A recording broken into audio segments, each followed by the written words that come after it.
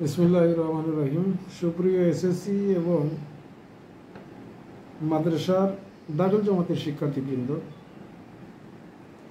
আপনারা যারা 2026 সালে বোর্ড পরীক্ষায় অংশগ্রহণ করতে চাচ্ছ, বাংলাদেশের প্রত্যেকটি বোর্ডের জন্য আমি সমাধান সহ সাজেশন ভিডিও আমার চ্যানেলের মধ্যে আপলোড দিচ্ছি। ধারাবাহিকভাবে আমি ত্রিকোণমিতি অধ্যায়, বীজগণিত 3টা অধ্যায় আমি আপলোড দিয়ে দিয়েছি। এখন ত্রিকোণমিতি অধ্যায় থেকে টোটাল 7টা নিয়মের অঙ্ক আপনাদের সামনে উপস্থাপন করতেছি। আজ আমি নিয়ম 4-এর 2 নম্বর অঙ্ক আপনাদের সামনে উপস্থাপন করব। আর এই অঙ্কগুলো যদি আপনারা বুঝে বুঝে করতে পারেন, তাহলে আমি নিশ্চয়তা দিয়ে বলতে পারি আপনার 90+ মার্ক ইনশাল্লাহ এখান থেকে আমার সাজেশন থেকে পাবেন। এটা নিশ্চয়তাই দিতে পারি, বাংলাদেশের যে কোনো বোর্ডের পরীক্ষার্থী হন না কেন। তবে আর কথা বাড়াবো না, সরাসরি আপনাদেরকে নিয়ে যাচ্ছি আমি নিয়ম 4-এর 2 নম্বর অঙ্কের মধ্যে। 2 নম্বর অঙ্কের ডাকের মধ্যে বলা হয়েছে AB divided by AC plus BC divided by AC সমান সমান √2 হলে টিটা এর মান নির্ণয় করো। তো আপনি পাশে একটা চিত্র দেখতে পাচ্ছেন। ABC একটা ত্রিভুজ আছে। এই ত্রিভুজ অনুযায়ী AB, BC এবং AC, এই যে 3টা বাহু, এই 3টা বাহুর একটা অনুপাতের যোগফল দেওয়া আছে √2। তো প্রথমে আপনি কি করবেন, দেওয়া আছে নিয়ম 4 2 নম্বর অঙ্ক। নিয়ম 4-এর 2 নম্বর অঙ্ক। প্রথমে দেওয়া আছে, লিখবেন দেওয়া আছে AB divided by AC plus BC divided by AC সমান সমান √2। এটা আমরা ত্রিকোণমিতিক কোণে যদি কনভার্ট করি বা রূপান্তর করি, AB হচ্ছে লম্ব, আপনারা দেখতে পাচ্ছেন, এটা হচ্ছে লম্ব, এটা হচ্ছে ভূমি, আর এটা হচ্ছে অতিভুজ। যেহেতু টিটার মান বের করবো, তাহলে টিটা কোণের সাপেক্ষে ABটা হবে লম্ব আর ACটা হবে ভূমি। তাহলে লম্ব বাই ভূমি, লম্ব বাই অতিভুজ, সাইনের সূত্র আসে, এটা আসে সাইনের সূত্র, সাইন টিটা। এটার পরিবর্তে লেখা যায় sine theta plus BC by AC।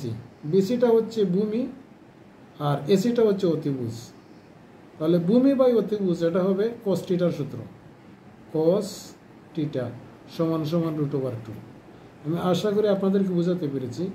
Sign টিটা সমান সমান চিত্র হতে পাই লম্ব বাই অতিভুজ, এটা সাইন টিটার সূত্র, আর ভূমি বাই অতিভুজ এটা হচ্ছে cos টিটার সূত্র। এখান থেকে সাইন টিটা প্লাস cos টিটা সমান সমান √2। এই দেখেন, এটা কিন্তু আপনাদের 1 নম্বর অঙ্কটা হয়ে গেছে।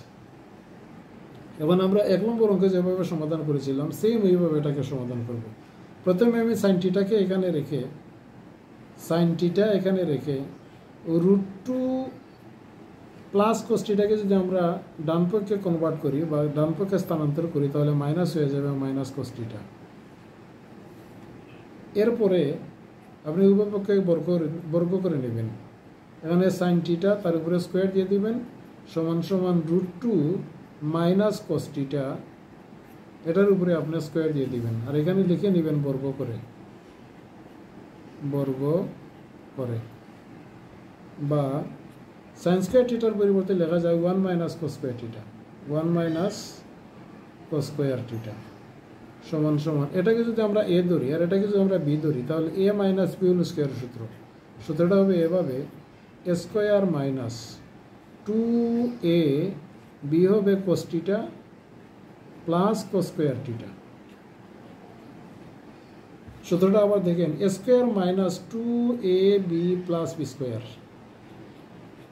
এখন যদি আমরা স্কোয়ারটা সরিয়ে নেই, তাহলে এখানে থাকবে 1 মাইনাস cos স্কোয়ার টিটা সমান সমান, স্কোয়ার এবং রুটকে কাটা যায়, তাহলে এখানে থাকবে 2 মাইনাস, এখানে থাকবে 2 √2 cos টিটা প্লাস এখানে থাকবে cos স্কোয়ার টিটা।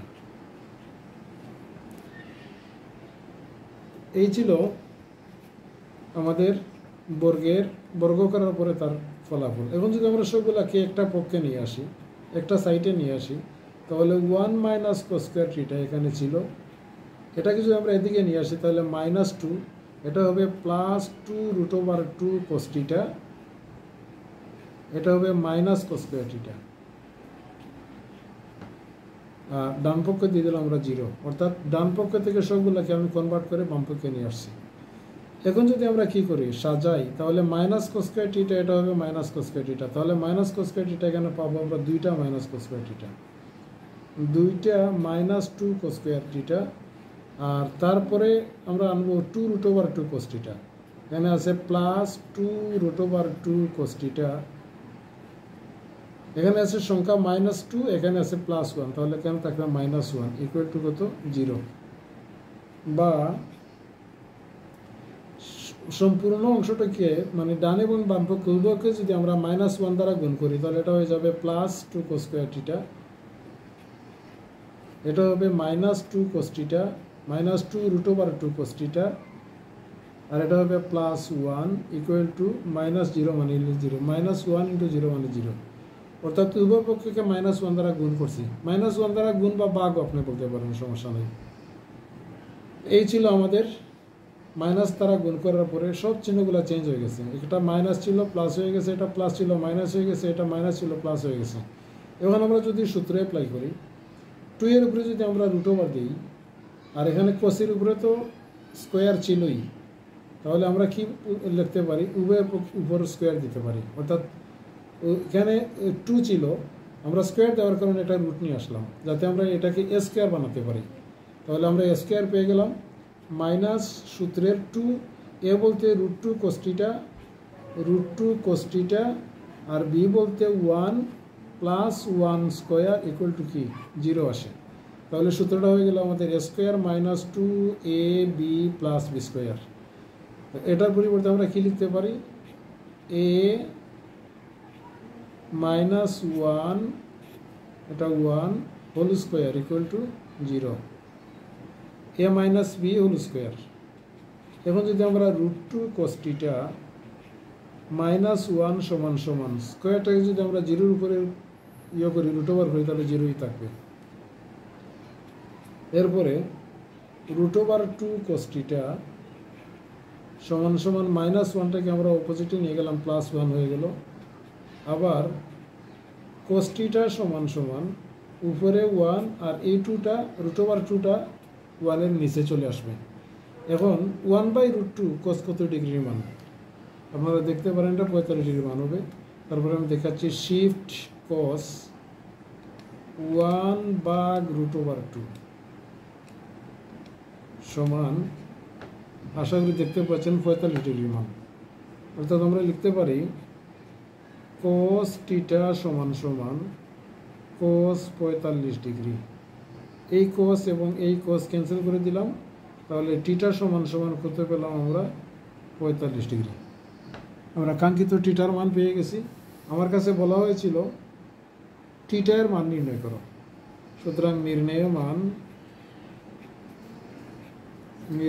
মান থিটা সমান সমান 45 ডিগ্রি, এটাই আমাদের কাঙ্ক্ষিত আনসার। আশা করি আপনারা অঙ্কটা বুঝতে পেরেছেন। যদি ভিডিওটি ভালো লাগে তাহলে অবশ্যই চ্যানেলটি সাবস্ক্রাইব করবেন। এই প্রত্যাশা রেখে আজকের মতো এখানে শেষ করছি। আল্লাহ হাফেজ, আসসালামু আলাইকুম।